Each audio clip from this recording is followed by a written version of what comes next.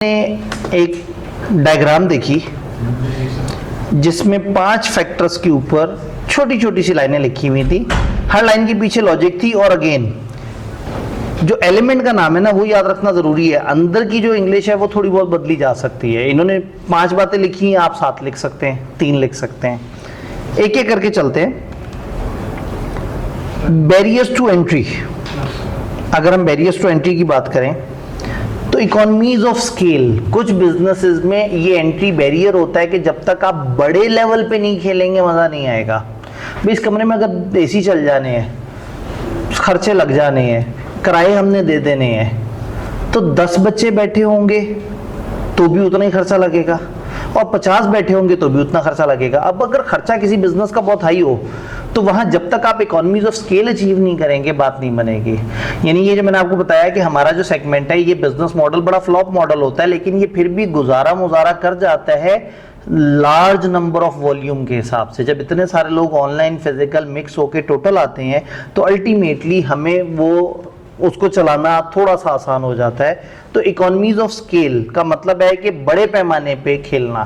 तो some time वो business जिसमें आप बड़े पैमाने पे नहीं खेल सकते और आप घुसने के बारे में सोचें तो वो कोई बहुत अच्छा मॉडल नहीं होगा। फॉर एग्जांपल एफएससी का कॉलेज और हर क्लास में 5 बच्चे, तो वो तो तबाह हो जाएगा काम। एफएससी का कॉलेज और हर क्लास में 100 बच्चे, यस बेहतरीन मॉडल है। तो ये इकोनॉमीज ऑफ स्केल एक बैरियर के तौर पे एक्ट करता है कि वो बिजनेसेस जहां इकोनॉमीज ऑफ स्केल के बगैर गुजारा मुश्किल है वहां पे इकोनॉमीज ऑफ स्केल के लिए ज्यादा वॉल्यूम चाहिए। तो ये उस रुकावट का जिक्र कर रहे हैं। ये बात समझ आई? देन अदर कॉस्ट एडवांटेजेस, वही वाली बात है, बड़े पैमाने पे खेलेंगे तो कॉस्ट एडवांटेज मिलेगा। तो ये दोनों पॉइंट्स एक दूसरे को लिंक कर रहे हैं। तीसरा, कैपिटल रिक्वायरमेंट, नोटू ज्यादा चाहिए, कैपेक्स ज्यादा चाहिए, इनिशियल इन्वेस्टमेंट ज्यादा चाहिए, तो वो बन जाता है, बैरियर बन जाता है। एक्सेस टू डिस्ट्रीब्यूशन, ये जो डिस्ट्रीब्यूशन के डिफरेंट निज़ाम है, डिस्ट्रीब्यूशन के जितने चैनल्स हैं, अगर एक बिजनेस ऐसा है कि जहां जब तक आपको बहुत अच्छी लेवल की डिस्ट्रीब्यूटर की एक्सेस नहीं होगी तब तक बिजनेस अच्छा नहीं चलेगा। तो इसका मतलब है कि उस बिजनेस में घुसना आसान नहीं है जिसमें एक बहुत बड़ा डिस्ट्रीब्यूशन का नेटवर्क चाहिए। हाँ, अब डिस्ट्रीब्यूशन क्या होती है? मैं एक मैन्युफैक्चरर हूँ, मैं मैन्युफैक्चरिंग करने के बाद एक होलसेलर को या एक एजेंट को माल दूंगा, वो आगे से उसको एरिया वाइज होलसेलर को देंगे, वो दुकानदार रिटेलर को देंगे। ये पूरा निज़ाम है ना, मैन्युफैक्चर से एंड यूजर के दरमियान जितने भी चैनल्स आए हैं ये डिस्ट्रीब्यूशन है। तो अगर एक बिजनेस है, फॉर एग्जांपल मैं घर बैठे बैठे खुद ऑनलाइन सर्विस दूं तो दरमियान में कोई मिडल मैन नहीं है, ये इजी गोइंग है। लेकिन अगर मुझे एक चीज़ बनानी है, फिर मुझे उसके डिस्ट्रीब्यूटर ढूंढने हैं, फिर मुझे दुकानदार ढूंढने हैं, फिर मैंने उसको पूरे पाकिस्तान में फैलाना है, फिर मेरी अपनी डिलीवरी वैन्स होनी चाहिए और पता नहीं क्या क्या होना चाहिए, तो ये मुश्किल बात है। अब देखिए, किताबें बनाना आसान है, लेकिन किताबें बनाने के बाद सोचूं मैं पूरे पाकिस्तान में भेजूं कैसे? चलो कोरियर से भेज दें। अब कोरियर तो 200-250 रुपये का पड़ता है। तो अगर मैंने मुल्तान 600 किताबें भेजनी हो तो कितना अच्छा होता कि मेरी अपनी गाड़ी वो लेके चली जाती मुल्तान और मुझे पर किताब 30 रुपये 40 रुपये पड़ते हैं। तो अगेन अगर एक ऐसा बिजनेस है दैट इज डिपेंडेंट अपॉन एक बड़ा सारा डिस्ट्रीब्यूशन नेटवर्क, तो फिर मुझे उसमें थोड़ी सी परेशानी होगी। अगेन ये लॉ नहीं है कि हमने एग्जैक्टली ये वाली बातें याद रखनी है, ये चंद एग्जांपल्स हैं और हम इसमें 5, 6, 10 अपनी एग्जांपल फिट कर सकते हैं। हम चैट जीपीटी से कह सकते हैं यार बैरियर्स टू एंट्री की मुझे कोई 10 एग्जांपल्स दे दो। इस पेपर में चैट जीपीटी सबसे अच्छा काम करता है क्योंकि इसके पीछे स्टैंडर्ड्स नहीं है। ऑडिट के पीछे स्टैंडर्ड होता है, कभी इंडियन स्टैंडर्ड से जवाब दे देता है, कभी अमेरिकन स्टैंडर्ड से जवाब दे देता है। अकाउंटिंग में भी मसला होता है, वो डेप्रिसिएशन के अजीब अजीब कॉन्सेप्ट भी बता देता है क्योंकि उसके पीछे इंटरनेशनल स्टैंडर्ड है। तो वो चैट जीपीटी ने ओपन दुनिया से उठाना है, लेकिन फाइनेंस और मैनेजरियल ये दोनों के पीछे स्टैंडर्ड्स नहीं होते, अप्रोचेस होती हैं। तो बिजनेस ये 5 फोर्सेस मॉडल जैसे मैं आपको यहाँ पढ़ा रहा हूँ ऐसे ही 150 मुल्कों में पढ़ाया जाता होगा। तो जब चैट जीपीटी को आप इसमें कहेंगे, आप कहेंगे यार ये 5 फोर्सेस मॉडल है, मुझे बताओ पाकिस्तान में टेलीकम्युनिकेशन इंडस्ट्री के ऊपर मुझे 5 फोर्सेस मॉडल एनालिसिस कर दो। वो आपको कहेगा पाकिस्तान में इतनी कंपनी है, ये कंपटीशन है, ये 5 फोर्सेस में ये अच्छा है, ये बुरा है, ये अच्छा है, ये बुरा है। तो ये बिल्कुल हमारी कॉमन लाइफ के करीब की बातें हैं। तो अगर तो आप इस पे परेशान हैं कि डब्बे के अंदर जो चीज़ें हैं वो मुझे याद होनी चाहिए और मुझे हर चीज़ की बड़ी अच्छी ग्रिप होनी चाहिए, तो ऐसा नहीं, ये चंद एग्जाम्पल्स हैं जो आप भी थोड़ा बहुत इसमें प्लस माइनस कर सकते हैं। हाँ, ऊपर का जुमला ये मॉडल का एलिमेंट है, तो 5 मॉडल का नाम, ऑथर का नाम और उसके 5 एलिमेंट्स हमें याद होने चाहिए। उसकी नीचे वाली बातें हम खुद भी लिख सकते हैं और आप अपने तौर पे, मैंने आपसे कहा था एक मॉडल का एक सफ़ा बनाएं और उस सफ़े पे आपको ये अल्फाज मुश्किल लगे, अपने आसान आसान अल्फाज लिख दिए ताकि आप उस सफ़े को देखिए और आपके जहन में पूरा मॉडल आ जाए। ऑथर का नाम पोर्टर, पोर्टर वो साहब हैं जिन्होंने ये मॉडल दिया। एक प्रोफेसर जिसका नाम तो कहीं BCG, जैसे आज हम जो मॉडल पढ़ेंगे वो BCG वालों का है, बोस्टन कंसल्टिंग ग्रुप। तो इसी तरह से ना हर मॉडल के पीछे कोई ना कोई ऑथर है। ऑथर का नाम, उसके मॉडल का नाम, मॉडल का नाम है 5 फोर्सेस, तो इसको पोर्टर 5 फोर्सेस बोलते हैं, लेकिन ये पोर्टर ऑथर है, 5 फोर्सेस मॉडल का नाम है। तो 5 फोर्सेस पोर्टर, तो हो सकता है पेपर में सवाल आया कि 5 फोर्सेस मॉडल के हिसाब से बताओ। अच्छा, पोर्टर के हिसाब से बताओ कि इसको कैसे कैटेगराइज करोगे। अब सवाल यूं भी आ सकता है कि आपको एक एग्जांपल दें कि 2 कंपनियों में बड़ी लड़ाई चल रही हो, वो एक ऐसे सेगमेंट में हो जहां 15-16 कंपेटिटर्स हो, फलाना हो फलाना, वो कहीं बताओ पोर्टर 5 फोर्सेस के हिसाब से कौन सी फोर्स यहां ज्यादा नजर आ रही है। आप तड़प के कहेंगे ये राइवलरी की बातें हो रही हैं, चंद प्लेयर्स हैं, लड़ रहे हैं एक दूसरे से, प्राइसेस मिलती जुलती हैं, तो इसका मतलब है ये राइवलरी की बात हो रही है। तो अगेन इन मॉडल्स को लॉजिकली समझना बहुत जरूरी है, रट्टा मारने से। रट्टा मार भी लेंगे पेपर में सवाल नहीं समझ आएगा। क्या ये एक्सेस टू डिस्ट्रीब्यूशन समझ आया? पेटेंट्स, कुछ ऐसे बिजनेसेस हैं जहां रजिस्टर्ड फार्मूलों के बगैर, अब मैं अगर घुस जाऊं किसी भी बिजनेस में, मैं दवाइयों के बिजनेस में घुसूं कि मैं खुद बनाऊंगा, तो ऐसा नहीं है कि मैं किसी की दवाई चोरी करूं और चला दूं काम। अगर वहां पेटेंट्स हैं तो इसका मतलब है वहां आसान नहीं है। मैं एंटर हूंगा तो सबने तो अपने आप को रजिस्टर कराया हुआ होगा। फॉर एग्जाम्पल CA का कॉलेज बनाने के लिए भी आपको पेटेंट चाहिए, आपको रजिस्ट्रेशन चाहिए ICAP से। ICAP वाले को 2-3 महीने का प्रोसेस लगाते हैं, चार्टर्ड अकाउंटेंट चला रहे हैं कि नहीं चला रहे, क्या निज़ाम है, लाइब्रेरी है, ये वो फलाना चीज़ें, तो इसका मतलब बैरियर टू एंट्री है। तो ऐसा नहीं है कि आप कल रेडी लगाएं और फल बेचना शुरू कर दें। आपको दरमियान में कुछ रजिस्ट्रेशन चाहिए, कुछ फार्मूले रजिस्टर कराने होंगे, कुछ सेगमेंट रजिस्टर कराने होंगे। अब हम अचानक से PP का बैच देते हैं, ऐसा नहीं हो सकता। हमें पहले ICAP से उसके लिए अलग से रजिस्टर होना होगा। ICAP PP की हमसे अलग से पैसे लेता है, MS ऑफिस के अलग से पैसे लेता है, कॉलेज के अलग से पैसे लेता है, मेरे से FC होने के सालाना अलग से पैसे लेता है। और ये चंद हज़ारों में नहीं है, चंद लाखों में बनते हैं। तो यस, आप लोग सोचते रहते हैं कि ICAP आपके 5,300 रुपए से पल रहा है, और जो है ना उसके बाद है बढ़ गए 6,000 हो गए। मुझे लगता है 5,300। ICAP आपसे बार बार कमाता है, तो हमसे भी ये मैं एक दफा दे के फ्री नहीं हो जाएंगे, ये सालाना है, हर साल देने पड़ेंगे हमें पैसे। हाँ, मैं पेपर दे के भी ये नहीं कह सकता, लाइसेंस लेने के बाद भी ये नहीं कह सकते कि बच्चा आएगा या नहीं आएगा। लाइसेंस के अलग से पैसे भरो, फिर बच्चों पे मेहनत करो, फिर बच्चे आएंगे, फिर हम उन्हें कहेंगे जी इस कमरे में हम 70 घंटे आपको PP कराएंगे। अब 30 तो मैक्सिमम ICAP अपने का, 30 से ज़्यादा बच्चे एनरोल भी नहीं कर सकते, वरना हम 80-90 एक कमरे में भर लें। अब अपने ओवरहेड, बाकी क्लासों में तो हम ज़्यादा बच्चे भर के ओवरहेड अपने डिवाइड करते हैं। अब वो 30 बच्चों के चक्कर में एक कमरा 2 ACओं के साथ 70 घंटे तक चलेगा।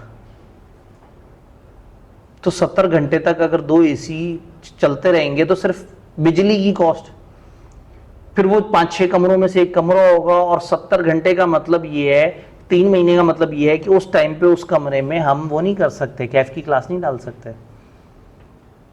फिर उसमें कोई इंसान पढ़ाता होगा, उसका भी कोई कैलिबर होगा, वो भी कोई पैसे लेता होगा। तो जब उस सारे को ऐड करें और उसको 30 या 25-26 जितने भी उस क्लास में वो हुए उस पर डिवाइड करें, तो बच्चे से जब फीस लें तो वो कहता है नहीं मैं तो 3,000 रुपये दे के पढ़ूंगा, जिसमें वाइबल ही नहीं है।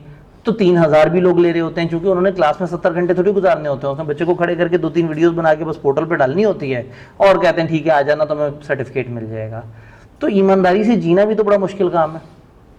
जिएंगे इंशाल्लाह, जी रहे हैं इंशाल्लाह, जीते रहेंगे जब तक वो है। सारे बच्चों की रिकॉर्डिंग नहीं जाती है? सारे बच्चों की रिकॉर्डिंग पोर्टल पे हमने डाल देनी होती है, लेकिन पूरे के पूरे 70 घंटे रिकॉर्ड नहीं होने होते। जो तकरीरों वाला एक इवेंट है उसको रिकॉर्ड करना होता है 4 रिकॉर्डिंग्स चाहिए होती हैं, जिनमें से 2 सैंपल पे आई कैप के पास जमा कराई जाती हैं। उसके बाद हर कॉलेज एक अलग कहानी सुनाता है कि ये ऐसे होता है, वो ऐसे होता है, यूँ करोगे तो ऐसा हो जाएगा, यूँ करोगे तो। आई कैप में रजिस्टर होते हैं, फिर उसके बाद 3 महीने पूरे गुजरने के बाद आई कैप कह देता है कि मेरी तरफ से ओके है, तुम अगर इसकी चीज़ें मेरे पास सही से अपलोड कर दो तो इसका सर्टिफिकेट निकलवा के दे दो। और फिर बच्चा उस टाइम पे कहता है जी मैं तकरीर करने तो नहीं आया था, लेकिन मेरा सर्टिफिकेट मुझे चाहिए। और फिर मुझे मेल भी आती है कि सर वो देखें कॉलेज वाले कितने गलत हैं, मैं सिर्फ 13 में से 8 क्लासेस मिस की थी, अब मुझे सर्टिफिकेट ही नहीं दे रहे। तो उल्टा हम बच्चों की नज़र में विलन भी बन जाते हैं, क्योंकि हम ईमानदारी से पढ़ाना चाह रहे हैं। वो बच्चों को भी नहीं पसंद। जिस कस्टमर ने पैसे दिए वो पैसे दे के कहता है मुझे नहीं चाहिए क्वालिटी, मुझे सिर्फ सर्टिफिकेट चाहिए। उसको लगता है इस वक्त सर्टिफिकेट की वैल्यू, और हम कहते हैं उन स्किल्स की वैल्यू है जो हम उस बच्चे को ज़बरदस्ती देना चाह रहे हैं। तड़पते हैं बच्चे, रोते हैं, पिटते हैं, हम उसके 70 घंटे पूरे करा के छोड़ते हैं, और इस वजह से मशहूर भी और इसी वजह से बदनाम भी है कि ये पागल हो गए, ये वाकई उड़ाना शुरू कर देते हैं। चलें, खैर, पेटेंट्स वाली बात समझ आई। गवर्नमेंट पॉलिसी, गवर्नमेंट की पॉलिसी होगी तो शायद आपके लिए कि कुछ बिजनेसेस में घुसना आसान नहीं होगा। रिएक्शन ऑफ एग्जिस्टिंग फर्म, वो कितने तैयार बैठे हुए हैं। आज एक नेटवर्क कंपनी एंटर होगी, उसने एंटर बाद में होना है, सबने 30 पैसे की कॉल कर देनी है, वो गरीब आते साथ ही मर जाएगा। वो भी अपने टावर्स लगा रहा होगा, इन सब ने 30 पैसे की कॉल कर देनी है, सब बाकियों के पास चले जाएंगे, नए पे जाएगा कोई नहीं कि भाईजान एक तो नया अननोन, ऊपर से ले भी 2 रुपए रहा है, और वो आने वाला पहले दिन 30 पैसे कैसे रख दे, मर जाएगा वो तो ये सारे वो फैक्टर्स हैं जो आपको तकलीफ दे रहे हैं, लोगों को बिजनेस में एंटर होने से रोक रहे हैं। और ये लिमिटेड लिस्ट नहीं है, आप इसमें 3 एक्स्ट्रा लिख दें, इनमें से 2 माइनस कर दें, कोई मसला नहीं। और ज़रूर चैट जीपीटी को यूज़ करें इस पेपर के साथ साथ। और आगे आपने यूज़ भी, इतना आपने कैलकुलेटर यूज़ नहीं करना अब अपनी प्रोफेशनल लाइफ में जितना आपने एआई यूज़ करना है। अब एआई आपका नया वो है, कैलकुलेटर है, तो अभी से दोस्ती कर लें। हाईकैप का कोर्स भी है, डाटा एनालिटिक्स और एआई का। अगर मैं कहूँगा सिखाने के लिए तो आप कभी भी नहीं लेंगे, मैंडेटरी है, हैंड्स ऑन कोर्सेज, उसका पेपर देना होता है फाइनल में ऑडिट का पेपर तब तक नहीं दे सकते आप जब तक आपका वो hands on course data analytics और एआई वाला पास ना हो। तो हाईकैप अब आपको स्किल सिखाने के पीछे आ गया है। आप ये देखिए ना, एमएस ऑफिस की स्किल ऑफिस में काम आती है, प्रेजेंटेशन जिंदगी भर काम आती है। मैं अभी कुछ अर्से पहले दुबई से होकर आया हूँ, वहाँ सब लोगों का यही मसला है कि हमारी कंपिटेंस एक तरफ है, हमें अगर बोलना नहीं आता हम फारिग हैं। इंडियन चार्टर्ड अकाउंटेंट, ACCA, ये सब ऊपर आए हुए हैं अपने बोलने की वजह से, और वो बेचारे जो मेहनती अच्छा काम करने वाले हैं वो पीछे बैठ गए हैं, मेहनत वो कर रहे हैं, कमा कोई और रहा है, क्योंकि हमें बोलना नहीं आता। क्यों? क्योंकि पीपी हमने 3000 रुपये दे के सर्टिफिकेट लेना है। तकरीर करते हुए शर्म आती है, अपने दोस्तों के सामने तकरीर करते हुए शर्म आती है। तो भाई ऑर्गेनाइजेशंस में क्या करेंगे? इंटरव्यू में तो थर थर कांपेंगे, कान लाल हुए हुए होंगे, पसीने आ रहे होंगे। क्यों रखेगा वो इतने अंडर कॉन्फिडेंट बच्चे को? तो हमें फर्म जाने में भी काम आएगा, हमें दुनिया में भी काम आएगा, हमारे कारोबार में आगे से आगे बढ़ने के लिए भी काम आएगा। तो आईकैप ने इतना वेल अलाइंड सिलेबस रखा हुआ है, और आईकैप ने ओपन वो किया था। मुझे बड़ी खुशी हो रही है कि अब असेसमेंट आ गई है। एक क्लास में बच्चे ने कहा सर अगर 15 तक हम दाखिला लेना नहीं तो क्या होगा? मैंने कहा क्या होगा सर? फिर तो पेपर देना पड़ेगा। तो मैंने कहा तो परेशानी किस बात की है? अगर हमारे पास कोई बच्चा पढ़ रहा है तो हमें ये परेशानी नहीं है कि वो जब तकरीर कर रहा होगा तो आईकैप उसे फेल कर देगा, क्योंकि वो तो पूरे 70 घंटे जब बैठा होगा और ज़बरदस्ती हमने उससे इतनी तकरीरें कराई होंगी, तो आईकैप क्या बेचता है फिर? उस बच्चे का मुकाबला होगा वो सर्टिफिकेट, फ्री में सर्टिफिकेट लेने वालों से। अब सर्टिफिकेट देना आईकैप ने डायरेक्टली, वो कहेगा जी मैं असेस करूंगा, मेरी टीम उस बच्चे से तकरीर करा के या उससे पूछेगी, वो देखेगी, इंटरव्यू करके देखेंगे वो कितना कॉन्फिडेंट है जी, उनका पैनल आएगा, या वो वहां होंगे और हमारे बंदे वहां जाएंगे, तब उसकी असेसमेंट। और उसके लिए उन्होंने रखा है कि 15 अक्टूबर से पीछे जो रजिस्टर हुए बैच हैं वो बगैर पेपर के, वो कॉलेज की डिस्क्रिप्शन पे, चूंकि कॉलेज की डिस्क्रिप्शन पे 1-2 कॉलेज बेचारी ईमानदारी से करा रहे थे, बाकी सब सर्टिफिकेट बांटे जा रहे थे। बिजनेस करना हमें भी आता है, हम अपने 4000 बच्चों से कहते हैं कि जी 4000 रुपये जमा कराओ तुम्हें सर्टिफिकेट घर डिलीवर हो जाएगा, तो 4000 को 4000 से मल्टीप्लाई करना तो आपको आता ही है, 16 मिलियन। इधर के भी खर्चे बढ़ते तो 1,60,00,000 रुपया तो हम हर सेशन में एवी मुफ्त में कमा सकते हैं। तो बिजनेस करना तो आता है, लेकिन चैप्टर भी हम पढ़ेंगे ना एथिक्स वाला, तो एथिकल बिजनेस भी जरूरी है ना, क्योंकि this is not business. Business सिखा रहे हैं लेकिन बिजनेस कर नहीं रहे, क्योंकि हमारी कम्युनिटी बर्दाश्त नहीं कर सकेगी अगर हम बिजनेस पॉइंट ऑफ व्यू से सोचेंगे। तो वापस इधर आते हैं, बैरियर्स टू एंट्री हमें समझ आया।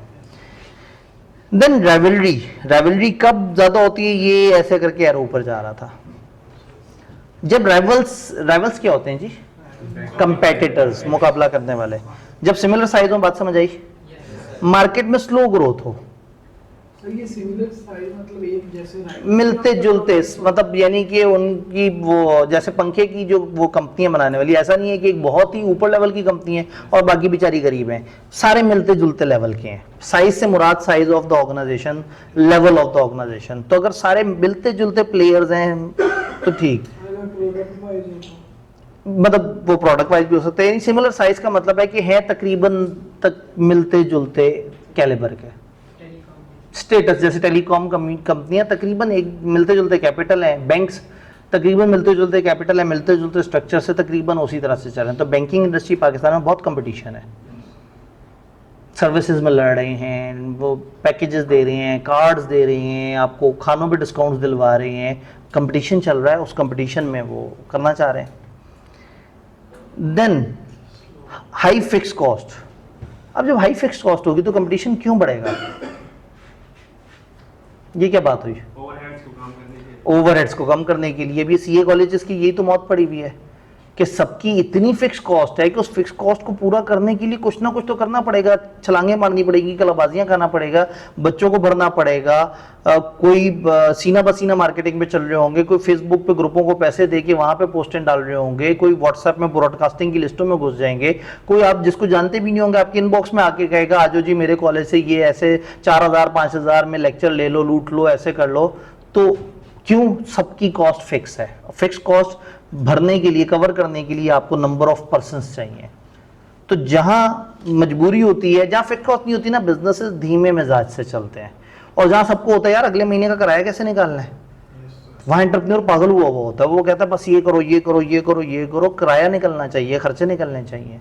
तो हाई फिक्स कॉस्ट ऑटोमेटिकली जो कंपटीशन का लेवल है उसको बहुत ज्यादा स्ट्रॉन्ग कर देता है। देन प्राइस वॉर्स, अपना टर्नओवर मेंटेन करते रहे कि हाँ भाई मतलब इसी लेवल पे मेरी इनकम रहे, तो एक दूसरे से प्राइस वॉर्स कि अच्छा उसने 5 रुपए छोड़ दिए, उसने 10 रुपए छोड़ दिए, तो वो एक दूसरे से लड़ रहे हैं प्राइस के ऊपर। लैक ऑफ डिफरेंशिएशन, एक प्रोडक्ट दूसरे से डिफरेंट, मार्केट में प्राइस वॉर। असल में वो मार्केट में, अब हम उसी में तो घुसना हमने, जहां हम देख रहे हैं एग्जिस्टिंग लोग क्या कर रहे हो भाई, वो तो लड़ रहे हैं, प्राइस पे लड़ रहे हैं, क्वालिटी पे लड़ रहे हैं, आपस में कस्टमर्स पे लड़ रहे हैं। तो प्राइस वॉर का मतलब है कि जिसमें एक इदारा 5 रुपए कम कर दे, दूसरा कहता है ऐसी की तैसी मैं भी 5 रुपए कम कर देता हूँ, तीसरा कहता है यार ये तो मैं नहीं करूंगा तो मैं नुकसान में आ जाऊंगा, तो प्राइस वॉर शुरू हो जाती है। डिफरेंशिएशन लैक करना, यानी कि सबके पास मिलती जुलती चीज है, ऐसा नहीं है कि किसी के पास डिफरेंट चीज है। अगर डिफरेंट चीज हो ना कंपटीशन नहीं होता। आप कहते हैं जी भाई साहब आप तो 25,000 ले रहे हैं, वो 15,000 ले रहे हैं, आप कहते हैं यार मेरी प्रोडक्ट देखो वो प्रोडक्ट देखो, ये एक डिफरेंट चीज है वो डिफरेंट चीज है। तो अगर फर्ज करें आप आके कहेंगे सर आपके यहाँ ही CMADZ में तो पर मंथ 3,000 रुपए में भी एडमिशन हो रहा है, तो यहाँ आप जो है वो फिजिकल क्लास का 25,000 कह रहे हैं, आप 20,000 में प्री एनरोलमेंट में दे रहे हैं, तो हम कहेंगे भाई हमारी ये प्रोडक्ट डिफरेंट है, यहाँ लोग फिजिकली आके बैठ रहे हैं, हम एक खर्चा सेटअप कर रहे हैं, हम उनको वहाँ पे पढ़ा रहे हैं, बच्चे फोकस से सुन रहे हैं, हम उनको रिकॉर्डिंग दे रहे हैं, कैमरा इन्वॉल्व है, इस तरह से करके। ऐसा नहीं है कि बस एक बोर से स्टूडियो में एक बंदा बैठा हुआ और आपको पढ़ा रहा है। तो हम कहेंगे कि ये जो हम वैल्यू दे रहे हैं हम इसकी इतनी कीमत सोचते हैं, तो इन दोनों को कंपेयर नहीं कर सकते। डिफरेंशिएशन है, ये डिफरेंट प्रोडक्ट है, वो बिल्कुल डिफरेंट प्रोडक्ट है। वो प्रोडक्ट शायद इंसान को सुस्त कर दे, ये प्रोडक्ट इंसान को सुस्त नहीं होने देगी। हाँ, लेकिन मैं ये कहता हूं कि अगर आप खुद को समझ चुके हैं कि आप सुस्त आदमी हैं तो फिर महंगी प्रोडक्ट मत लें, फिर वो सस्ती प्रोडक्ट लें। तो हमारी ही वो सस्ती प्रोडक्ट भी है कि भाई आप फिर उधर जाके अगर आप लेयर में अपने हिसाब से अपनी पसंद के टाइम पे पढ़ना चाहते हैं और कभी पढ़ना चाहते हैं और कभी नहीं पढ़ना चाहते, तो अगर करना ही शुगल मुगल है लाइफ के साथ तो फिर ठीक है, पर पैसे तो कम देना, ज़्यादा पैसे दे के तो शुगल मुगल मत करें। पैसे मैकडोनल्ड की दिए और अंडा शामी खा के जा रहे हैं, वो भी पूरा नहीं खा रहे, कि पैसे दे के कह रहे हैं कि बस बुलाना नहीं क्लास में, क्लास में एडमिशन लेके कहते हैं सर फ्राइडे वाले दिन पढ़ा के क्या करेंगे। जी, तो लैक ऑफ डिफरेंशिएशन, जब लोगों की प्रोडक्ट की कैटेगरी में ज़्यादा डिफरेंशिएशन ना हो, वो डिफरेंट ना हो बहुत ज़्यादा। हाई एग्जिट बैरियर, जिस बिजनेस में से बाहर निकलना बड़ा मुश्किल होता है ना, उधर भी कंपटीशन ज़्यादा होता है। ये क्या बात हुई?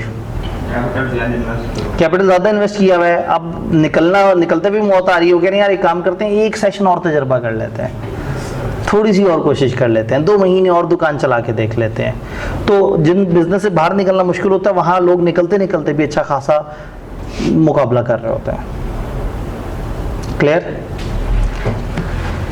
देन सर इसी इंडस्ट्री में 4-5 बिजनेस वापस में मिलके कोई प्राइस फिक्स कर लें, हमने कम नहीं करनी राइवलरी। जी, अगर किसी बिजनेस में कुछ लोग मिलजुल के एक प्राइस फिक्स कर लें तो अब ये राइवलरी नहीं है, यहाँ तो कोलैबोरेशन चल रही है, प्राइस वॉर्स नज़र नहीं आ रही, मुकाबले नज़र नहीं आ रहे।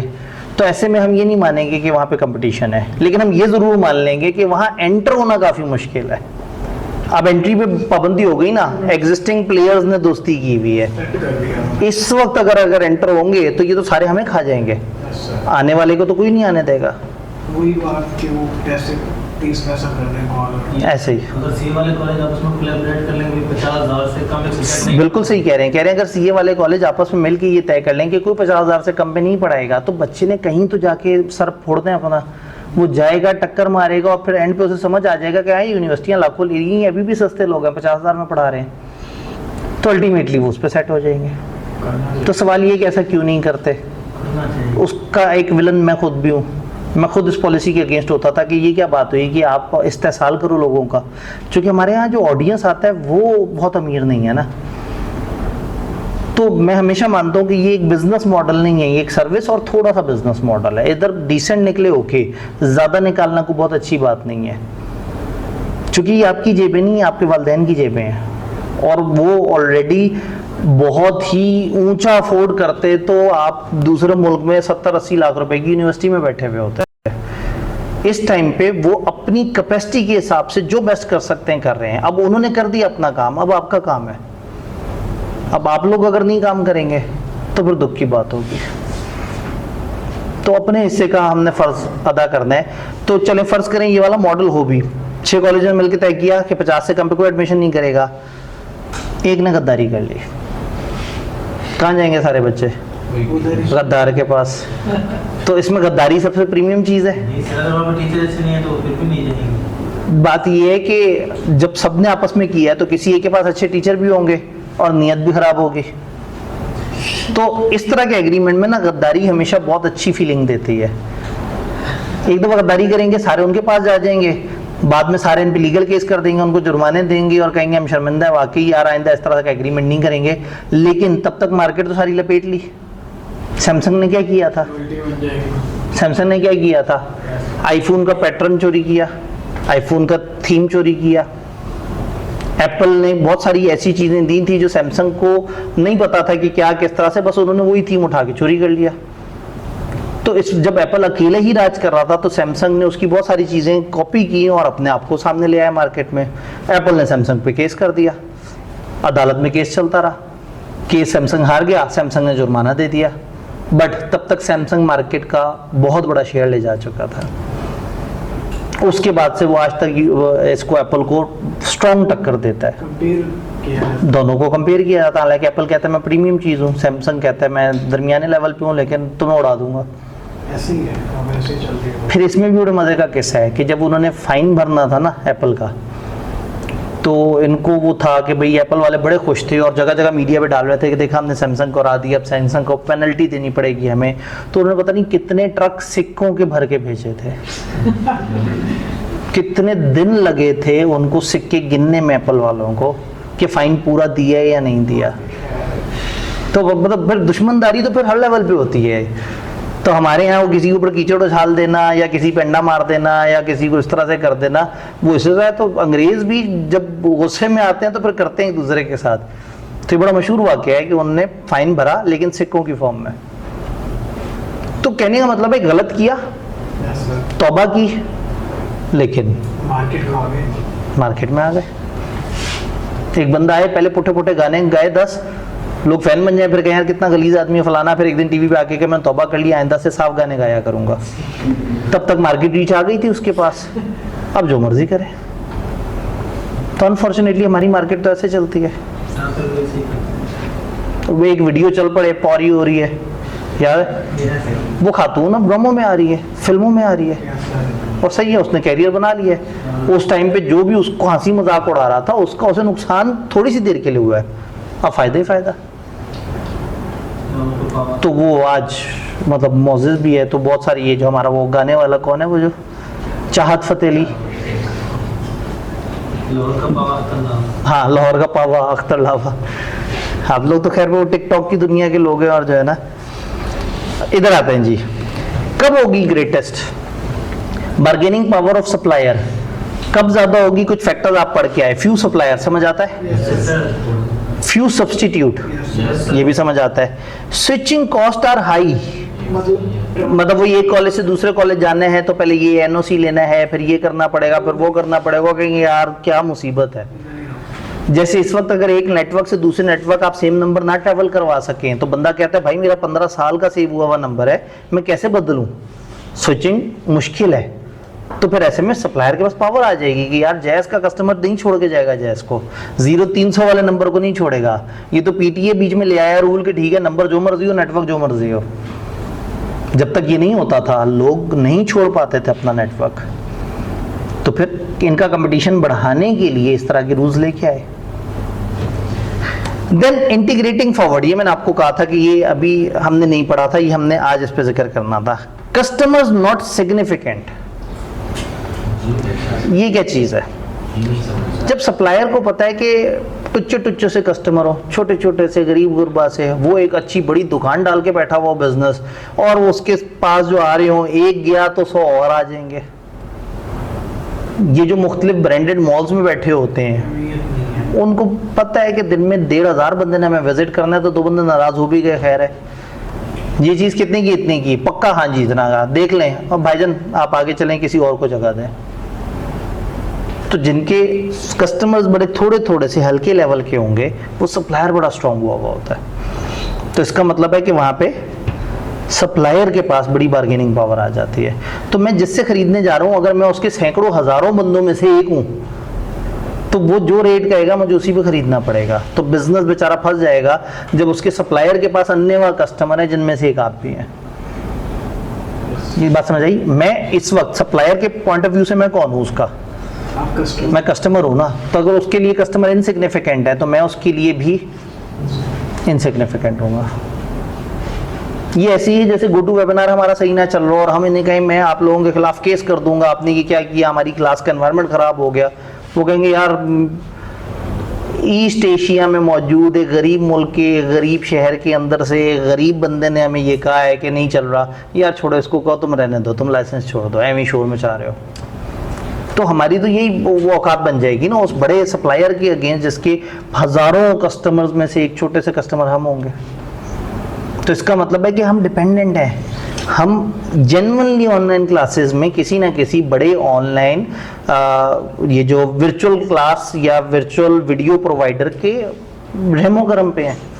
तो अचानक पता लगता है उस कॉलेज का पोर्टल बैठ गया, अचानक पता लगता है उन लोगों के साथ ये हो गया। क्यों? क्योंकि सब मजबूर हैं। पाकिस्तान में तो सर्वर्स ही नहीं है, कोई अमेरिका से सर्वर पकड़ है, कोई कहीं से सर्वर पकड़ है। वो शार्क जब वो काट जाती है तार, तो सबके नेट फारिग हो जाते हैं। तो अचानक पता लगता है कि जी पीटीए ने कुछ वो इसने पाकिस्तान की जो अथॉरिटीज है उन्होंने कुछ वेबसाइट ब्लॉक की होती हैं। वो वेबसाइट में सबसे पहले वो वेबसाइट ब्लॉक करते हैं जिसपे वीडियोस चलती हों। अब सारी वीडियोस वाली वेबसाइटें ऐसा नहीं है कि वो सिर्फ एंटरटेनमेंट प्रोवाइड करती हों, कुछ पढ़ा भी रहे होते हैं बेचारे टीचर्स। तो इनको लगता है कि वो जिस स्ट्रीमिंग सर्वर से पाकिस्तान में बहुत ज्यादा वीडियोस देखी जा रही हैं वहां कुछ पुट्ठा पड़ा हुआ होगा, वरना अच्छी चीज कौन देखता है। तो वो जब सारे वीडियोस के सर्वर बंद करते हैं हम भी उड़ जाते हैं। फिर समझाना पड़ता है गवर्नमेंट को, भाई खुदा का खौफ करो, पढ़ा लिखा कंटेंट है, जाके देखो तो सही। पिछली दफा एकदम से ये हुआ कि उन्होंने जनाब वो पीछे से वो डोमेन्स वो वही बंद कर दिए सर्वर के, नहीं पाकिस्तान में कुछ गलत स्ट्रीमिंग हो रही है। गवर्नमेंट को भी शक हो जाता, अच्छा देखना भी नहीं लेकिन शक भी हो गया, वही अपना डाटा उठाया, एआई से डाटा उठाया और उड़ा दिया। तो सब डिपेंडेंट है, कभी एक्सपास चलना बंद हो जाता है, तो कभी जूम के मसले आ जाते हैं, तो कभी गो टू मीटिंग आउट हो जाता है, तो कभी आपका सामने वाला प्लेटफॉर्म काम करना छोड़ देता है, क्योंकि हम सब डिपेंडेंट हैं उस सप्लायर पे जिस सप्लायर के लिए हम लोग कुछ भी नहीं है। तो ये एक प्रॉब्लम है हमारे यहाँ ऑनलाइन टेक्नोलॉजी के लिए, हमें सप्लायर पे डिपेंडेंट होना पड़ेगा। किस कॉलेज को अच्छा लगता है कि जी उसके पोर्टल के बारे में लोग कहें जी चल नहीं रहा, लेकिन हमारे कंट्रोल में नहीं है। हमारे कंट्रोल में क्लास है, क्लास के अंदर कोई कहे जी इनका पंखा नहीं चल रहा तो हम तकलीफ में आ जाएंगे। लेकिन ऑनलाइन अगर कोई कहेगी जी वो स्ट्रीमिंग के अंदर मसला आ रहा है, तो हम बस रो पेट के उन्हीं से ही राब्ते करते रह जाते हैं कि भाई क्या कर रहे हो। Clear? Then suppliers product differentiated. अगर हर सप्लायर की प्रोडक्ट डिफरेंट है तो फिर ठीक है, सप्लायर के पास पावर है। हम उसे ये नहीं कह सकते अच्छा तुम नहीं तो मैं किसी और के पास चला जाऊंगा। वो कहेगा अच्छा मेरी वीडियो ऐप में डाउनलोड भी होती है, किसके पास जाओगे? दूसरे के पास। वो तो सिर्फ कंप्यूटर पे डाउनलोड होती है, तुम्हारे बच्चों के पास तो मोबाइल है, तुम्हारे बच्चे तो ज़्यादातर देखते ही मोबाइल पे। तो जब मोबाइल पे डाउनलोड नहीं होगा तो तुम्हारे बच्चे पिटेंगे, चले जाओ किसी और के पास। तो हमें ब्लैकमेल होना पड़ेगा, क्योंकि डिफरेंशिएटेड प्रोडक्ट है ना। कोई नहीं दे रहा मोबाइल पे डाउनलोडिंग, हमारा सप्लायर दे रहा है हमें मोबाइल पे डाउनलोडिंग, बाकी लोग डेस्कटॉप ऐप पे डाउनलोडिंग दे रहे हैं। जो मोबाइल पे डाउनलोडिंग दे रहे हैं उसके अंदर कनेक्टिविटी के मसले हैं, फाइल साइज के मसले हैं। हमारा सप्लायर हमें हर लेवल के साइज पे डाउनलोड करने की ऑप्शन दे रहा है। पता नहीं आपने कभी डाउनलोड किया नहीं, तो आपको कहता है कि कितने साइज पे चाहिए, ताकि आप अपने मोबाइल की कैपेसिटी और अपनी स्टोरेज के हिसाब से, चूंकि ज़ाहिर है बड़ी स्क्रीन का व्यू और छोटी स्क्रीन के व्यू, तो छोटी स्क्रीन में हल्की क्वालिटी भी बेहतर नजर आ जाती है, तो आपका डाटा भी कम इस्तेमाल होता है मोबाइल का, और आप उसको डाउनलोड करके रख लेते हैं। अब ये सप्लायर हमें वो डिफरेंशिएटेड फीचर दे रहा है जिसकी वजह से उसकी प्रॉब्लम्स के बावजूद भी हम उसे नहीं छोड़ पा रहे। तो सप्लायर के पास आ गई बार्गेनिंग पावर। ये सारे पॉइंट सिवाय उस पॉइंट के जो मैंने रोका था, समझ आ रहे हैं? पक्का? लेफ्ट साइड पे कस्टमर्स की बार्गेनिंग पावर। अब आज का हमारा लेक्चर शुरू में टेक्नोलॉजी की दिक्कत की वजह से जो है ना, वो तकरीबन एक क्वेश्चन आंसर सेशन बन गया पिछले मॉडल पे, लेकिन पहला मॉडल अगर पढ़ के हमें समझ आ रहा है और आपको गेम समझ आ जाए तो मेरे लिए ये ज़्यादा बड़ी कामयाबी होगी। Concentration of buyers. बायर्स के पास कब पावर ज़्यादा होगी? जब वो इकट्ठे होके ब्लॉक्स बन जाएंगे। आप लोग कल्ले कल्ले करके आते हैं फ्रंट ऑफिस, मुझे 5000 डिस्काउंट दे दें, मुझे 3000 डिस्काउंट दे दें। आप आए 70 इकट्ठे, एक बंदा बैठे गए 70 बंदा मेरे साथ है, सबको 5000 डिस्काउंट दो, 70 एडमिशन अभी प्रोसेस होगा, तो पावर हो जाएगी कस्टमर के पास। उन्हें पता है कि हम एक को इनकार नहीं करेंगे, 70 या आएंगे या 70 के 70 चले जाएंगे। तो जहां बायर्स की कंसंट्रेशन होती है, जब बायर्स इकट्ठे हो जाते हैं, जब बायर्स इकट्ठे होके कोई ना कोई सिस्टम, कोई ग्रुपिंग बना लेते हैं और वो इकट्ठे बार्गेन करते हैं, तो वहां पे पावर चली जाती है कस्टमर के हाथ में। सर आपने बहुत देर कर दी है बताते बताते हैं, अब तो आगे बचे ही कुछ नहीं कैफ में, है ना? नहीं तो हम पहले इसी तरह से 70 बंदे आते और इकट्ठे बार्गेन करते। Alternative sources of supply exist. मैं नहीं उसे चीज सप्लाई करूंगा, कहीं और से मिल जाएगी। कई तरीके हैं मार्केट में वही चीज लेने के, तो ऐसे में किसके पास पावर आ जाएगी? एक बच्चा कहे सर मुझे स्पेशल आपकी एडिटेड जो है ना, वो टेलर्ड मेड जो है वो लेक्चर्स चाहिए, तो हम नखरे दिखा ही नहीं सकते, क्योंकि अगर जरा सा भी नखरे दिखाएंगे कि सर इसी तरह की मुझे 4 और कॉलेज भी ऑफर कर रहे हैं। तो जब अल्टरनेट सप्लाई के सोर्सेज मौजूद होंगे तो पावर सप्लायर के पास से निकल के किसके पास चली जाएगी? बायर के पास, कस्टमर के पास। कस्टमर भी सिग्निफिकेंट होना चाहिए इसके लिए। हाँ, कस्टमर भी सिग्निफिकेंट होना चाहिए। अगर है ही गरीब सा कस्टमर तो फिर सप्लायर के पास पावर आ जाएगी। तो ये मल्टीपल फैक्टर्स मिलजुल के चल रहे होते हैं। Cost of purchase is high proportion of total cost. उस बंदे के लिए कॉस्ट ऑफ परचेज एक बड़ी अहम चीज है। आपने अगर एक रबड़ खरीदना है तो आप नहीं सोचेंगे मैं कौन सी कंपनी का रबड़ खरीद रहा हूँ। अगर पेंसिल खरीदनी है, अगर रजिस्टर खरीदना है, अगर पानी की बोतल खरीदनी है, लेकिन जब सीए की क्लास खरीदनी है ना, जो आपके टोटल बजट का एक बड़ा पोर्शन है, तो 15 जगह फिरेंगे, अच्छी तरह से सोचेंगे। एक हॉस्टल में एडमिशन लेना और वो आपके मंथली खर्चे का एक बहुत बड़ा प्रोपोर्शन है, तो उसके लिए आप बहुत रिसर्च करेंगे। लेकिन एक पेंसिल खरीदने के लिए रिसर्च नहीं करेंगे, सेल खरीदने के लिए रिसर्च नहीं करेंगे, घड़ी खरीदने के लिए रिसर्च नहीं करेंगे, ज़्यादा बेल्ट खरीदने के लिए, शायद जूता खरीदने के लिए भी इतनी रिसर्च ना करें। लेकिन हॉस्टल देखने के लिए या वो चीज़ जो आपके कॉस्ट का एक बड़ा पोर्शन है, तो अगर हमारे कस्टमर्स की कॉस्ट का एक बड़ा पोर्शन है कि वो हमसे चीज़ खरीद रहे हैं, तो वो अच्छी तहकीक करेंगे, मार्केट फिरेंगे। और वही बात है, कस्टमर के पास तब पावर है जब उसके पास मार्केट इन्फो है। अगर उसे पता है कि कौन सी चीज़ कहाँ कितने में मिल जाती है। लाहौर में आप जौहर टाउन में एक चीज़ देखेंगे और आपको मिल रही होगी 300 की, वही शालमी में 150 की पड़ी हुई होगी, और वो शायद एक जगह 100 रुपए की भी पड़ी हो। तो जिसको पता होगा इन सारी मार्केट्स का, वो तो नहीं एक्सप्लॉइट होगा 300 रुपए पे। तो ये इस तरह से, ये बात समझ आई।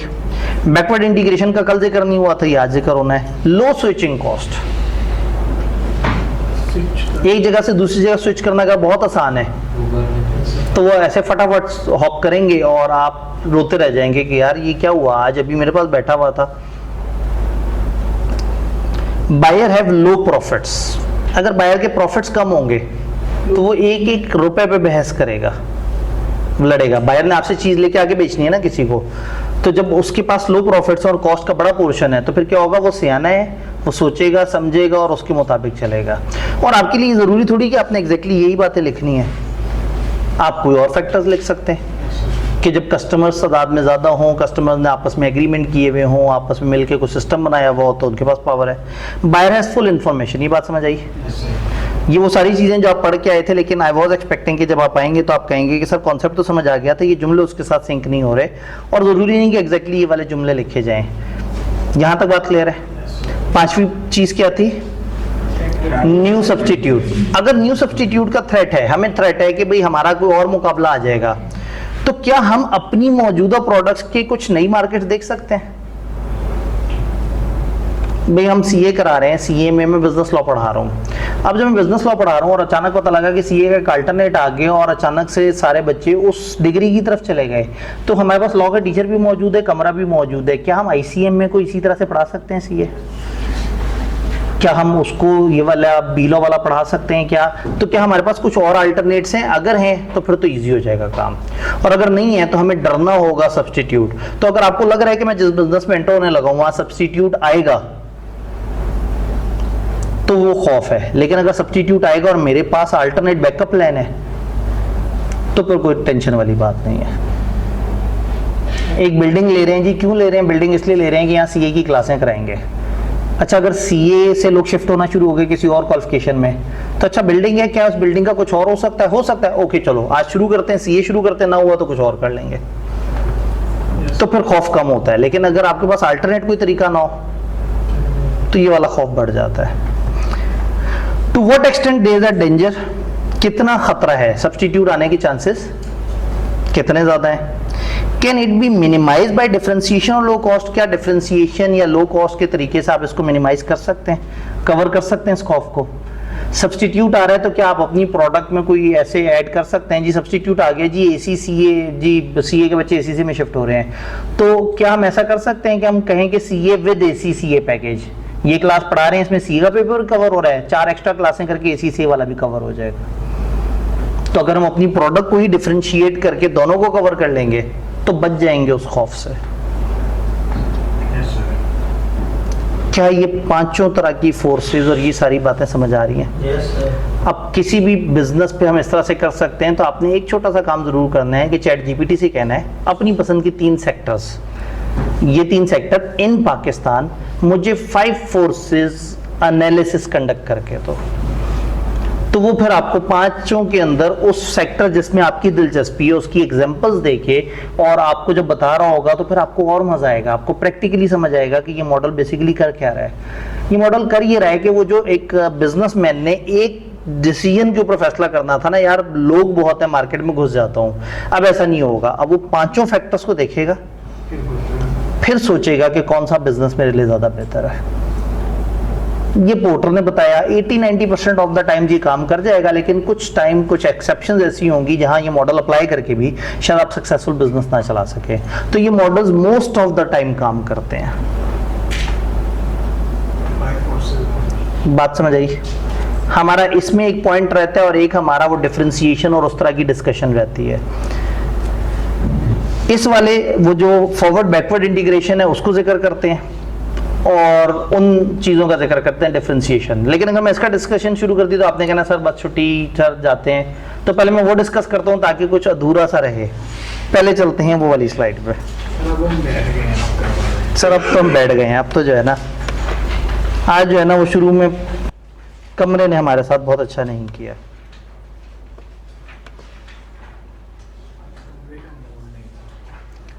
जी एक ऐसा टॉपिक जिसका सिर्फ थोड़ा सा पोर्शन आपके यहाँ लिखा हुआ है और उसके अल्फाज डिफरेंट है। मैं एक अप्रोच आपको बताना चाह रहा हूँ जो किताब ने उस तरह से डिस्कस नहीं की जैसे इसको डिस्कस करनी चाहिए थी। थोड़ा सा बारीक भी लिखा हुआ है। इसको हम कहते हैं पोर्टर की जेनेरिक स्ट्रेटेजीज। अगेन ये कोई मॉडल नहीं है, सिर्फ समझने के लिए। पोर्टर भाई से किसी ने पूछा भाई अच्छा कंपटीशन करना है क्या करें? उसने कहा 3 में से एक काम करो, या कॉस्ट लीडरशिप की तरफ चले जाओ या प्रोडक्ट डिफरेंशिएशन की तरफ चले। नहीं मिलेगा किताब में सिर्फ डिफरेंशिएशन का इतना सा पोर्शन है, दिखाएं जरा। हाँ, प्रोडक्ट डिफरेंशिएशन का पेज नंबर 34 जो आपके पास शेयर हुआ है सेंटर में सिर्फ इतनी सी वो डिस्कशन है। बट मैं इसके पीछे की कहानी बता रहा हूं जो सिलेबस का हिस्सा नहीं है, लेकिन आप लोगों को पता हो तो ये अल्फाज जगह जगह आगे किताब में इस्तेमाल होने हैं। तो जो हम पढ़ रहे हैं वो आउट ऑफ किताब है बट आउट ऑफ स्कोप नहीं है। पोर्टर से कहा कि सर जी हमने मार्केट में कंपटीशन करना है, क्या करें?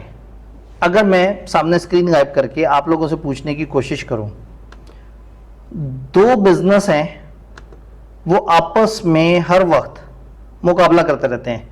2 सर्फ बनाने वाली कंपनी है, दोनों का सर्फ 100 रुपए का है और दोनों के दोनों मैस मार्केट को सर्फ बेची जा रहे हैं और समझे पाकिस्तान का 70-80% दोनों कंपनियों के पास है।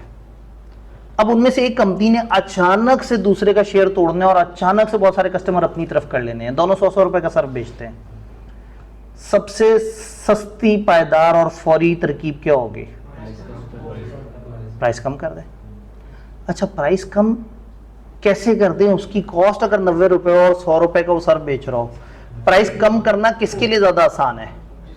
जो अपनी कॉस्ट को कंट्रोल कर चुका होगा। तो एक बड़ी जबरदस्त स्ट्रेटेजी होती है कि आप कॉस्ट की लीडरशिप हासिल कर लें, आप अपनी कॉस्ट कंट्रोल कर लें। जब आपकी कॉस्ट आपके कंट्रोल में होगी ना, तो एट एनी गिवन टाइम अगर आपके पास 5-10% का क्वेश्चन होगा प्राइस में खेलने का, जब मार्केट में घुसना है अचानक से टीवी पे ऐड चला दो कि किसने कहा था कि पेप्सी पे 5 रुपए कम कर दो, और लोग पागल हो जाएंगे, अरे पेप्सी 5 रुपए कम हो गई, धड़ाधड़ जनाब लोग उस तरफ जाना शुरू हो जाएंगे। तो एक सस्ती आसान तरीन टेक्निक ये है कि वो सर्फ वाली कंपनी अचानक से कह दे कि जी 10 रुपए छोड़ दिए सबको, तो 30% ऑफ द कस्टमर उधर से तोड़ के वो अपने पास ले आएगा। अगर दोनों मिलती जुलती प्रोडक्ट दे रहे हैं और कस्टमर उस सर्फ से भी उतना ही खुश है जितना इस सर्फ से, तो वो पागल थोड़ी है कि एक 90 वाला एक 100 वाला वो 100 वाला खरीदे। मार्केट में दोनों सेम चल रहे हैं। अगर मार्केट में दोनों की परसेप्शन सेम है, दोनों को लगता है, यानी कि लोग आगे कहते हैं यार ये सर्फ उठा लो, ये सर्फ उठा लो, बराबर है बात।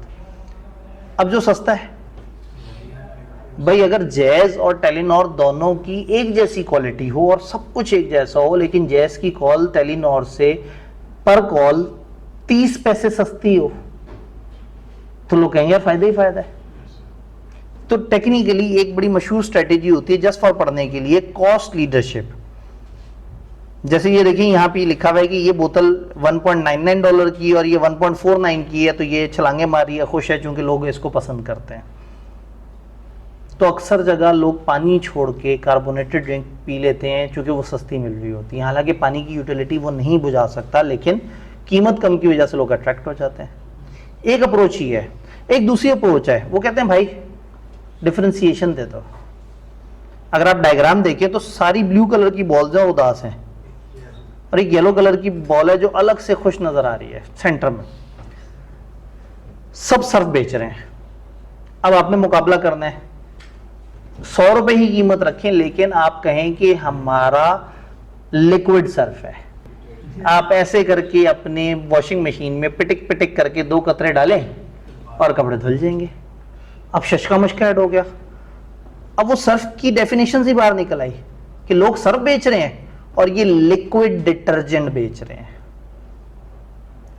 सब दूध के पैक बेच रहे हैं।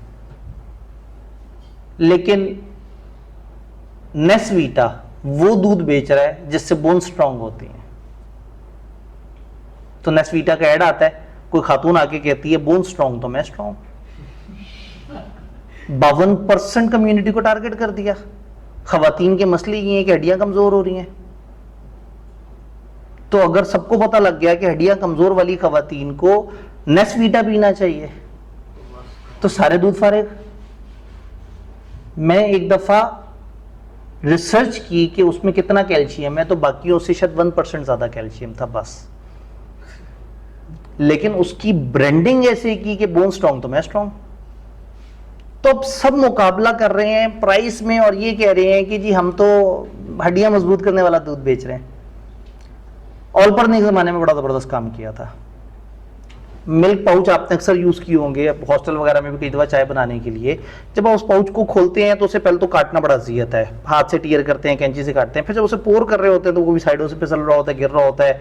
या वो जब कट करते हैं तो अंदर भूसा भरा हुआ होता है, उस भूसे से मिक्स होकर दूध आ रहा होता है, तो बंदे को अजीब सा लग रहा होता है।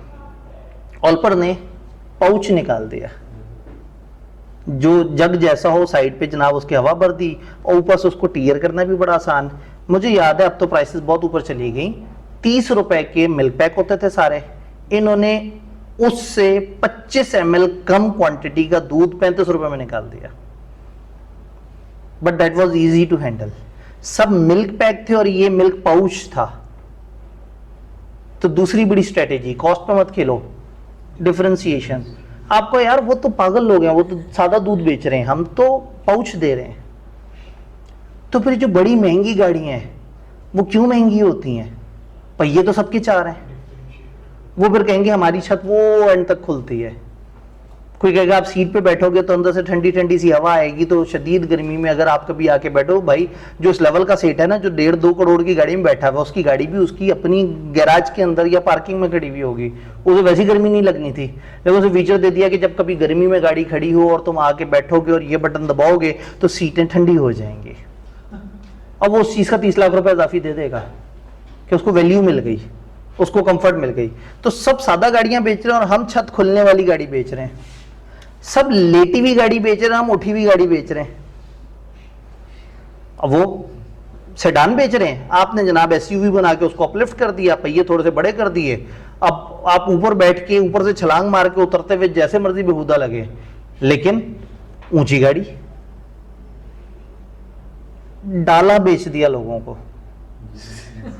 डाला ये फार्मर्स यूज करते हैं। आप जितनी वीडियोस देखें ना तो उसमें जो किसान हैं उनके पास डाले होते हैं। तो चूंकि वो एक डिफरेंशिएटेड चीज था कि उसके पीछे सिक्योरिटी गार्ड बैठ सकते हैं और उसको देखते साथ ही एक ताकतवर, जालिम, खतरनाक शख्स की फील आती है, तो वो ब्रांड बन गया। क्यों? डिफरेंशिएशन। तो 2 अप्रोचेस क्या हुई? एक है कॉस्ट लीडरशिप, सेम जैसी कैटेगरी में खेलना है तो क्या करो, पैसे गिरा दो। डिफरेंशिएशन, प्रोडक्ट डिफरेंट कर दो। अब एक तरीका ये है कि 2 कॉलेजेस का मुकाबला है, एक कॉलेज कहे यार हम 3000 सस्ती कर रहे हैं प्राइस, ये कॉस्ट लीडरशिप की गेम है। और अगर 2 कॉलेज का मुकाबला हो, आप एक कॉलेज आके कहें कि भाई आपकी चीज 25,000 की, उनकी चीज 20,000 की, कहेंगे हमारी चीज ही डिफरेंट है। आगे देखो तो सही, हम क्लास में यूं प्रैक्टिस कराते हैं, हम ऐसा करते हैं, हम ये करते हैं, हम साथ में ऑनलाइन सपोर्ट देते हैं। अब जैसे हमारा ये था कि हमारी डिफरेंशिएटेड प्रोडक्ट थी, हम फिजिकल बच्चों को ऑनलाइन लेक्चर भी साथ पोर्टल दे देते थे और किताब भी उठा के दे देते थे कि डिफरेंशिएशन है। 2 जगह प्राइस सेम है लेकिन एक जगह प्रोडक्ट डिफरेंशिएटेड है। तो कंपटीशन का दूसरा तरीका ये होता है कि आप वैल्यू बढ़ा दो, इंक्रीज कर दो, कस्टमर को लगे कि मैं जो ये चीज ले रहा हूं ना ये तो बड़ी डिफरेंट है। 2 मोबाइल एक जैसे हैं, एक जैसी कीमत है, एक जैसे फीचर है। एक का कैमरा थोड़ी ज्यादा बेहतर सेल्फी खींचता है और उसमें फिल्टर बड़े मजे के लगे हुए हैं, बिल्ट इन फिल्टर। तो नौजवान नस्ल जब तस्वीर खींचे और चांद सा मुखड़ा अचानक से उन्हें नजर आ जाए, वो पागल हो जाते हैं। कहते हैं यार आज तक शीशे ने इतना मुझे अच्छा सही रंग नहीं दिखाया जितना ये ईमानदार मोबाइल मुझे मेरा चेहरा दिखा रहा है। तो भी फिल्टर लगा के वो खरीद लेते हैं। क्यों? क्योंकि बाकी सब सादा मोबाइल थे और वो फिल्टर वाला स्पेशल मोबाइल था जो सेल्फी अच्छी खींचता है। तो आपकी प्रोडक्ट में डिफरेंशिएटेड फीचर आ गया। तो डिफरेंशिएशन समझ आ रहा है? आप अपनी प्रोडक्ट में कुछ ऐसे डिफरेंस ऐड कर दें जो कंपेटिटर्स के पास ना हो, तो लोग आपकी प्रोडक्ट को उस रेस ऑफ कंपटीशन से बाहर निकालते हैं। अभी बहस ही नहीं होगी कि कितने रुपए की चीज और क्या, आपने प्रोडक्ट ही डिफरेंशिएटेड कर दी। ये कैसे होता है? कई दफा उसका रैपर चेंज करके भी हो जाता है। कई दफा एक कंपनी दोबारा आती है और सिर्फ अपना रैपर चेंज करती है ऊपर का और कह देती है डिफरेंशिएटेड प्रोडक्ट है। लोगो चेंज कर देते हैं, मार्केटिंग कैंपेन चेंज कर देते हैं। शवारमा वही होता है, लिख देते हैं असली वाला बड़ा शवारमा। वो कहते हैं यार वाह, बाकी सब शवारमा बेच रहे हैं और ये असली सही असल में बड़े वाला शवारमा बेच रहे हैं। तो चाहे दोनों सेम हो, लेकिन एक ने आपका दिमाग बना दिया कि ये मेरी प्रोडक्ट डिफरेंशिएटेड प्रोडक्ट है। तो ये बात समझ आई। और तीसरी चीज फोकस। कल बात हुई थी इस पे। सब के सब अपने लड़ रहे हैं, पूरा दिन रेस्टोरेंट खोले हुए हैं, शोर मचा हुआ है। आपने कहा जी मैंने 3 घंटे के लिए खोलनी है दुकान और सिर्फ चने बेचने और बस। लेकिन चने मेरे ऐसे हों कि पूरा लाहौर पे मेरे पास है। फोकस। आप एक नीश कहते हैं मार्केट का एक छोटा सेगमेंट, एक छोटे सेगमेंट को पकड़ते हैं और उसके किंग बन जाते हैं। तो पता ये लगता है, मैं एक ज़माने में फर्म में था तो मेरा एकदम से हार्ड डिस्क जो है ना उसमें वो आ गया, बग आ गया और उसके अंदर से जो डाटा है वो गायब हो गया या डिलीट हो गया। डाटा बड़ा कीमती था फर्म के हिसाब से भी और मैंने अपने पर्सनल डाटा भी बहुत सारा रखा हुआ था। मैं पहुंचा ऑफिस सेंटर, मैं कहा जी हार्ड डिस्क है, हार्ड डिस्क का डाटा रिकवर करना है। उन्होंने कहा जी सिर्फ एक दुकान है गनी कंप्यूटर, बस सिर्फ वो डाटा रिकवर करने की सलाहियत रखते हैं पूरी मार्केट में। 250 दुकानों में से एक दुकान थी। उधर पहुंचा हूं तो अंदर हार्ड डिस्क और कस्टमर्स का रश ही रश। मैंने कहा जी डाटा रिकवर करना है, ये हार्ड डिस्क है 8000 लगेंगे। मैंने कहा 6 की नई आती है ये वाली हार्ड डिस्क, क्या बात कर रहे हो? नई हार्ड डिस्क 6 की आती है, तुम पुरानी हार्ड डिस्क में से सिर्फ डाटा निकाल के मुझे देने का 8000 कह रहे हो। कहता नई हार्ड डिस्क ले लो फिर जाओ।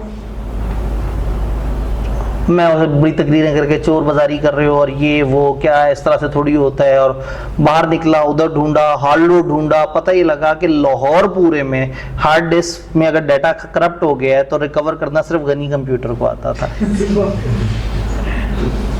फिर किसी और दोस्त के साथ आया, मैंने कहा मैं बहुत डायलॉग मार के गया था, मैं बाहर खड़ा रहूँगा, तुम अंदर जाना, नीवे होके उन्हें बताना है कि जी ये इस तरह से करके मसला है।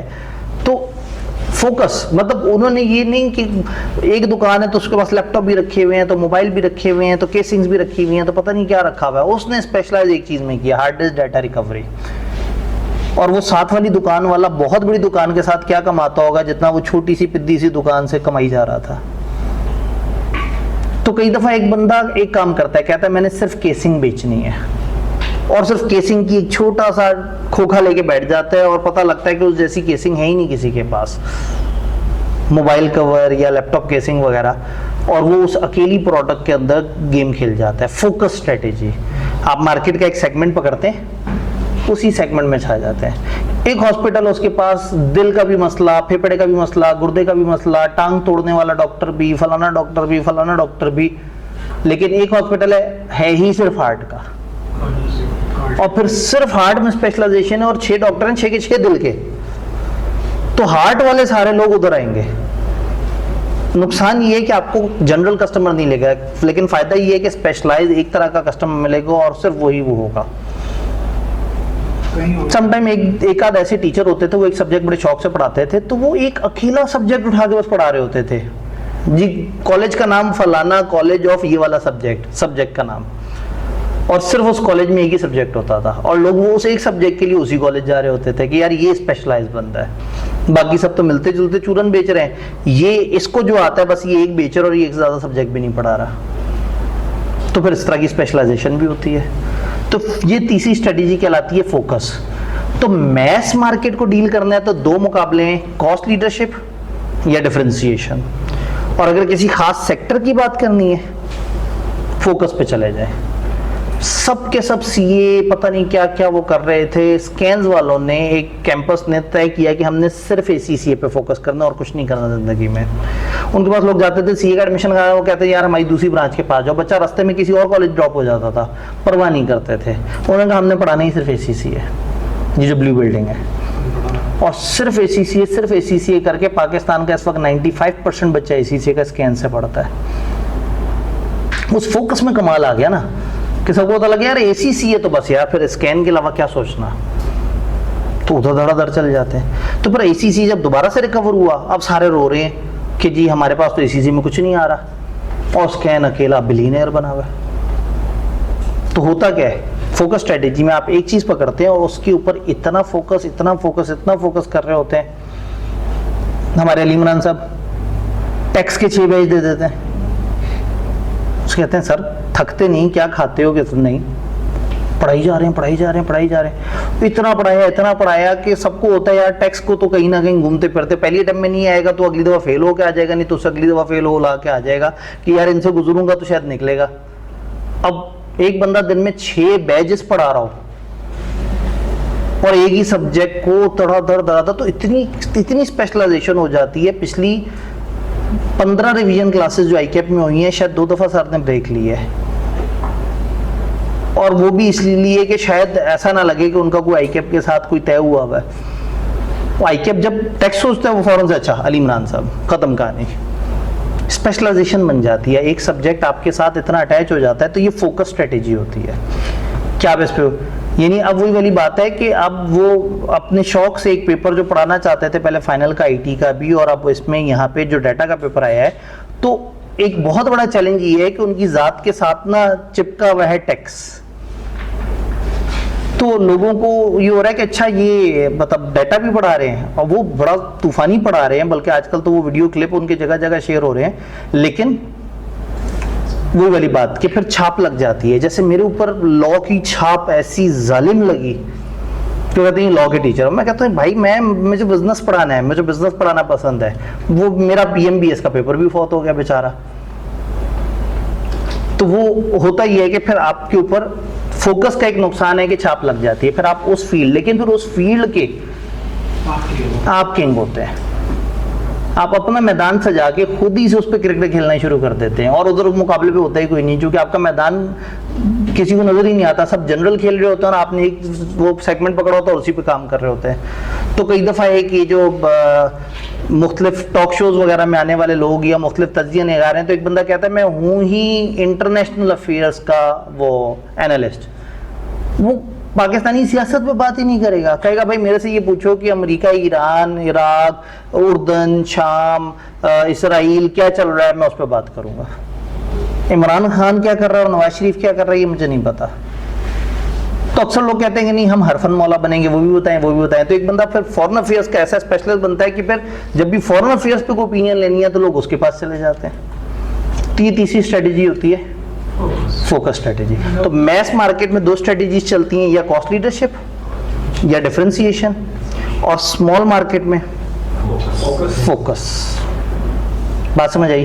तो इसलिए मैं ये पहले डिस्कशन करा दी ताकि जो है ना ये वाली वो हो सके। अब डिफरेंशिएशन को जब आप पढ़ेंगे तो वो होगा किताब में, बाकी 2 बातें नहीं है, लेकिन ये कॉन्सेप्ट जगह जगह किताब में इस्तेमाल हुआ है। तो हमारी वो 2 लाइनें तो अभी भी रहती हैं, और ऑल्दो ऐसा लग रहा है कि वक्त में गुंजाइश नहीं है, लेकिन आज आप फ्रेश बैठे हैं चूंकि आपकी एक क्लास नहीं हुई, तो मैं इस चीज़ का भयानक फ़ायदा उठाते हुए बस जो है ना आखिरी गुफ्तगू करूं और मामले को क्लोज करें।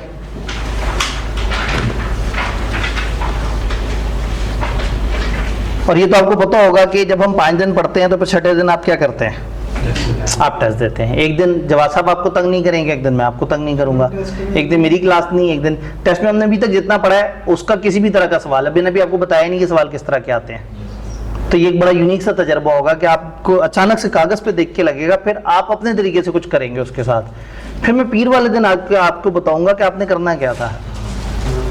तो इसका जो मजा है ना वो और है, पहले से सीख के जाएंगे तो फिर तो आप पहले एक दफा आप नेचुरली, हो सकता है जब मैं बताऊं तो आप कहें यार यही तो मैंने किया है, तो आपको अपने ऊपर गर्व महसूस होना शुरू हो जाएगा।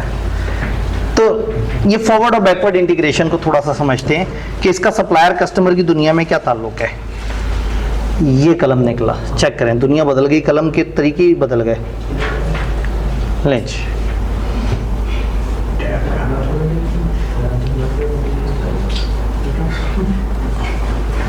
ये डब्बा एक बिजनेस है, एक और डब्बा इससे आगे है, ये भी एक बिजनेस है, और एक डब्बा इससे पीछे है, ये भी एक बिजनेस है। अच्छा जी, ये पहला वाला बिजनेस क्या करता है?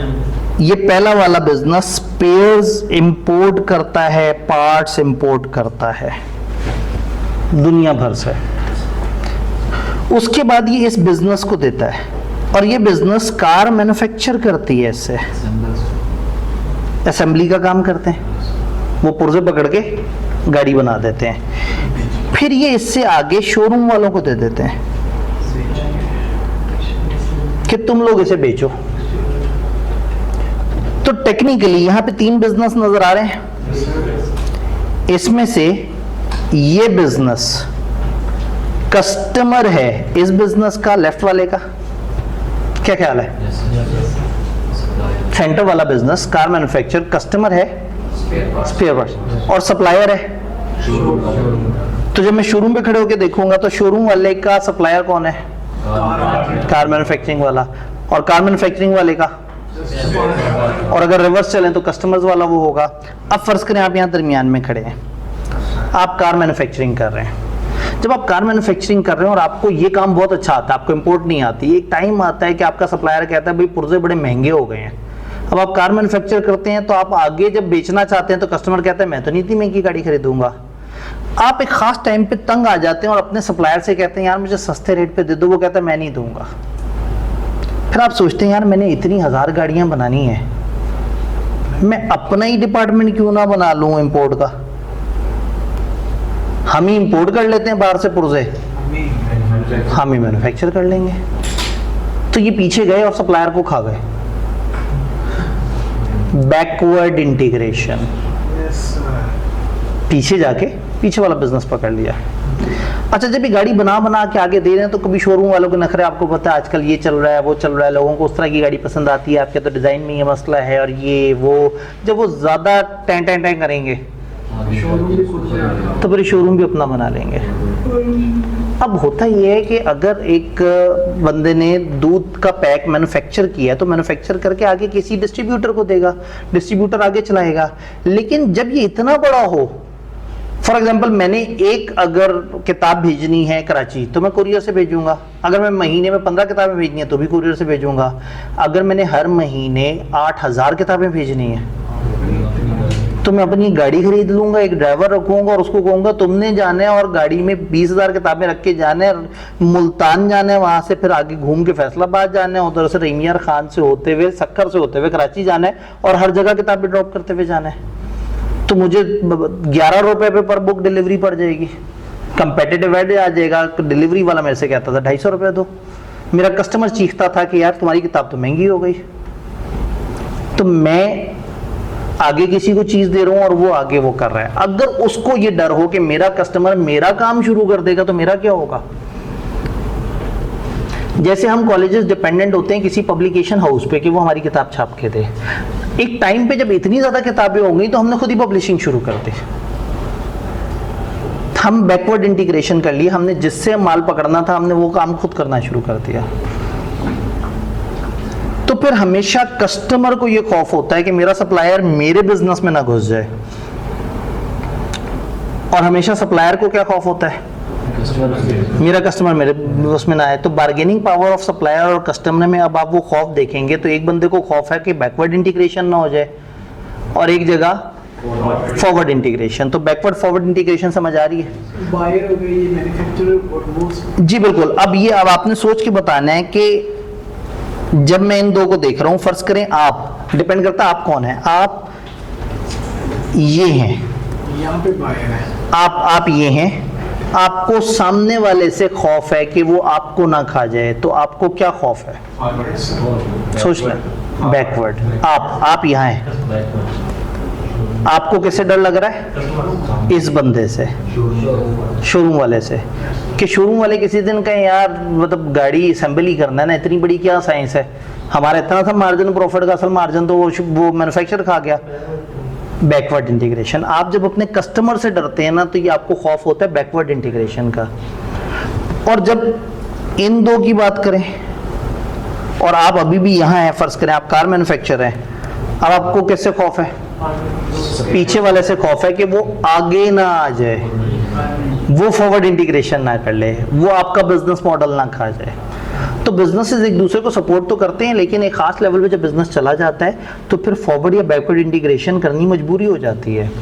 तो जब आप कभी भी फॉरवर्ड इंटीग्रेशन कर सकते हैं तो आपसे अगला वाला जो वो है वो आपसे डरा रहता है। फॉर एग्जाम्पल अगर हमारे पब्लिशर को पता हो कि भाई किसी वक्त इनको ज़्यादा तंग किया तो ये खुद घुस जाएंगे पब्लिकेशन में, तो हमें ज़्यादा तंग नहीं करेगा। जब ज़्यादा तंग नहीं करेगा तो सप्लायर की पावर गिर जाएगी और कस्टमर की पावर बढ़ जाएगी। समझ रहे हैं? तो ये फॉरवर्ड बैकवर्ड इंटीग्रेशन होता है। बहुत सारे बिजनेस मॉडल में होता है कि आप मिडल मैन होते हैं, एक मैन्युफैक्चरर होता है, आप दुकानदार होते हैं और एक कंज्यूमर होता है। आप दरमियान में मौजूद होते हैं, पीछे से पकड़ते हैं और आगे वाले को चीज़ सेल करते हैं। बिजनेसेस डिपेंड कर रहे होते हैं एक दूसरे पे। तो ये वो फॉरवर्ड और बैकवर्ड इंटीग्रेशन वाला पॉइंट है जो हमारा मिस हुआ था। डन। तो अब आपने ये एक जो मॉडल हमने पढ़ा और जितनी हमने सिंपल थ्योरी पढ़ी है उसको अच्छी तरह से देखना है। कल एक मुनासिब सा टेस्ट आप दे रहे होंगे और फिर मंडे को मैं बता रहा हूँ कि एग्जैक्टली किस किस तरह के सवाल आते हैं, एक मॉडल से 2-3 तरह के सवाल क्या बनते हैं और जनरल सवाल किस तरह के होते हैं। डन। तो इंशाल्लाह ताला मिलते हैं कल। आप टेस्ट दें और मंडे को आपसे एक प्यारी सी मुलाकात होती है। तो हफ्ते में 2 दिन आपको सहूलत के मिलते हैं, एक दिन एक दुश्मन गायब, एक दिन एक दुश्मन गायब।